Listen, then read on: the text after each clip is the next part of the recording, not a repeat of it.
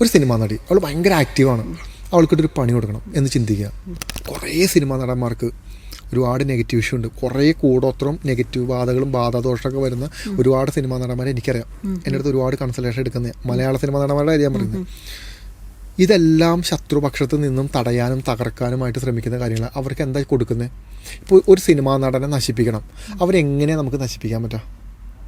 നല്ല ആക്റ്റീവായിട്ട് നിൽക്കുന്ന ഒരു നടനോ നടിയോ ആവട്ടെ, ഒരു നടീനെ എടുക്കാം, ഒരു സിനിമാ നടി അവൾ ഭയങ്കര ആക്റ്റീവാണ്, അവൾക്കിട്ടൊരു പണി കൊടുക്കണം എന്ന് ചിന്തിക്കുക. അങ്ങനെ ചിന്തിച്ചിട്ട് നമ്മുടെ അടുത്ത് വന്നിട്ട് ഒരു കർമ്മം ചെയ്യാമെന്ന് വിചാരിക്കുക. എന്താ നമുക്ക് അതിനകത്ത് ചെയ്യാൻ പറ്റുക? എന്താ എങ്ങനെ നശിപ്പിക്കുക നമ്മൾ ആ സിനിമാ നടീനെ? അവർ ചെയ്യുന്ന വർക്കുകളൊക്കെ ഡൗൺ ആക്കുക. പിന്നെ വർക്കൊന്നും ഡൗൺ ആക്കാൻ പറ്റില്ല.